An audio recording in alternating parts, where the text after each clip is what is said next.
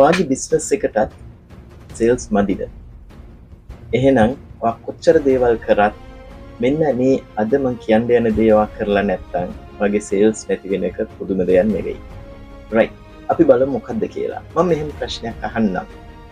ඒ තමයි ඔයා කී සැරයක් දැකලා තියෙනවද කොකාකෝලා කම්පැනි එක ඇඩ්වර්ටයිස් කරනවා? හොඳට හිතලා බලන්න. ඒ කියන්නේ කොකාකෝලා එක ඒගොල්ලන්ගේ ටාගට් ඔඩියන්ස් එක නොදන්න කෙනෙක් ඉන්නවද කොකාකෝලා කියන්නේ මොනවද කියලා? එහෙම තියෙද්දි අයියේ ඒගොල්ලන් ඔච්චර බිලියන් ගාණක් වියදම් කරගෙන හැමදාම ඇඩ්වර්ටයිස් කරන්නේ. ඒ තමයි අපි අද කතා කරන්න යන දේ. හුඟක් ලොකු කම්පැනි මෙන්න මේක කරනවා, හොඳටම කරනවා. සමහර කම්පැනිස් ඕක අල්ලන්නේවත් නැහැ. ඒකට හේතුව තමයි අපි මේකට කියනවා near exposure effect එක කියලා. අපි මොළය සාමාන්‍යයෙන් තීරණ ගනිද්දී අපි හැමතිස්සෙම දකින අර උඩින් තියෙන දෙයට නැඹුරුතාවයක් දෙනවා. එතකොට ඔයාගේ ප්‍රොඩක්ට් එක බ්‍රෑන්ඩ් එක කොච්චර දන්නවා වුණත් අර උඩින් තියෙන ලිස්ට් එකේ නැත්තම් ඔයාගෙන් ගන්න තියෙන chance එක අඩු වෙනවා. ඉතින් මෙන්න මේ ප්‍රශ්නේ අහලා බලන්න.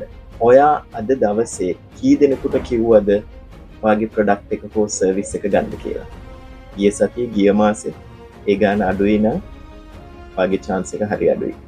ඉතින් කල්පනා කරලා බලන්න මෙන්න මේ දවසකට කීයක් කියපු එක ඔයා කරනවා අඩුයි නම් වගේ සේල්ස් අඩු වෙන එක පුදුමයක් නෙවෙයි. ඉතින් අදේ නම් පටන් අරගෙන දවසකට කී දෙනෙකුට කියනවාද කියන එක වැඩි කරන්න බලන්න. හැබැයි ඔක කටින් කෝල් එකකින් කියන්න ඕනේ නෑ. මේ කාලේ අපිට ඕන තරම් ක්‍රම තියෙනවා. SMS, email, WhatsApp, Facebook ඕන දෙයක් තියෙනවා. අපිට මිනිස්සු අතරට යවන්න ලොකු බජට් එකක් නැතුව.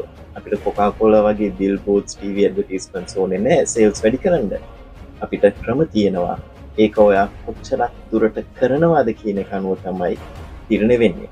ඉතින් ඊළඟ පාර වගේ කස්ටමර් ප්‍රොඩක්ට් එකක් හෝ සර්විස් එකක් බයින් ඩිසිෂන් එකක් කරන්න යද්දී එයාගේ ඔළුවේ තියෙන්නේ ඔයාගේ ප්‍රොඩක්ට් එකද ඔයාගේ කස්ටමර්ගේ ප්‍රොඩක්ට් එකද කියන එක මතක් කරගන්න.